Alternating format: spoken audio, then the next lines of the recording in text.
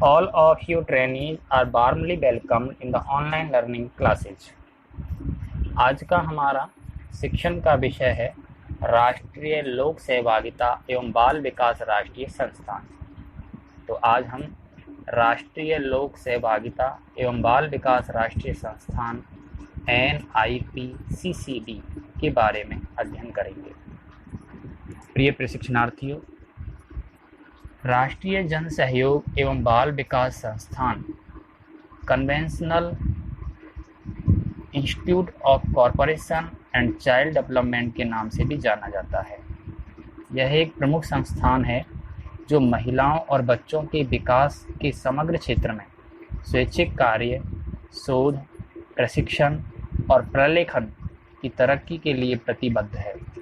इसकी स्थापना सन 1966 में नई दिल्ली में हुई थी। यह संस्थान महिला एवं बाल विकास मंत्रालय के संरक्षण में कार्य करता है। देश के क्षेत्र विशिष्ट आवश्यकताओं की पूर्ति के लिए यह संस्थान एक लंबे समय में 4 प्रादेशिक केंद्रों गुवाहाटी, जिसकी स्थापना 1978 में की गई थी, बेंगलोर, जिसकी स्थापना 1980 में की गई थी, लखनऊ, जिसकी स्थापना 1982 में, और इंदौर, जिसकी स्थापना 2001 में जो की गई थी, ये 4 प्रादेशिक केंद्रों में विभक्त है। इसे महिला और बाल विकास मंत्रालय द्वारा नोडल इंस्टीट्यूट के रूप में सार्क देशों के संस्थानों की विशेषज्ञता हेतु 2 महत्वपूर्ण मुद्दों, बाल अधिकार और महिला और बच्चों की ट्रैफिकिंग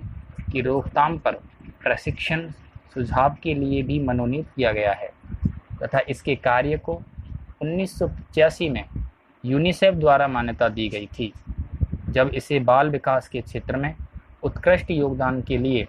मोरिस पेट अवार्ड प्रदान किया गया था। इसके कुछ आरंभिक अधिकार क्षेत्र हैं, जैसे कि महिला और बाल विकास मंत्रालय के कौन कौन से ऐसे क्षेत्र हैं जो इसके अंतर्गत आते हैं, वो इस प्रकार है, जैसे कि शिशुअवस्था, देखभाल और विकास, छोटे बच्चों और माताओं के स्वास्थ्य और पोषण, नवजात और छोटे बच्चों का आहार, सूक्ष्म तत्व कुपोषण रोकथाम करना, किशोर स्वास्थ्य, प्रजननीय स्वास्थ्य जैसे कि HIV एड्स के बारे में जागरूक करना और उन्हें नियंत्रण में लाना, वृद्धि निरीक्षण, पोषण और स्वास्थ्य शिक्षा, बाल मार्गदर्शन और परामर्श देना, बाल अवस्था, मधुमेह की आरंभिक पहचान करना और उसकी रोकथाम करना, बच्चों की शिक्षा और व्यवहारात्मक समस्याएं तथा अभिभावक शिक्षा, बाल अधिकार और बाल संरक्षण, यौवन संबंधी न्याय, इसी प्रकार महिला सशक्तिकरण और लैंगिक मुख्यधारा विषयक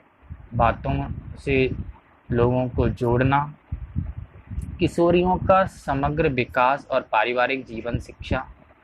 बाल विवाह, मादा भ्रूण हत्या और मादा शिशु हत्या की रोकथाम करना, तनावग्रस्त महिलाओं के लिए परामर्श और सहायक सेवाएं देना, स्वयं मदद समूह का निर्माण करना और उनका प्रबंधन करना, महिलाओं और बच्चों के अवैध व्यापार, ट्रैफिकिंग की रोकथाम करना, लैंगिक संतुलन बनाना, कानून सुदृढ़ीकरण एजेंसी को समान सोच के अनुकूल बनाना, शिशु और छोटे बच्चों को दूध पिलाने की व्यवस्था करना,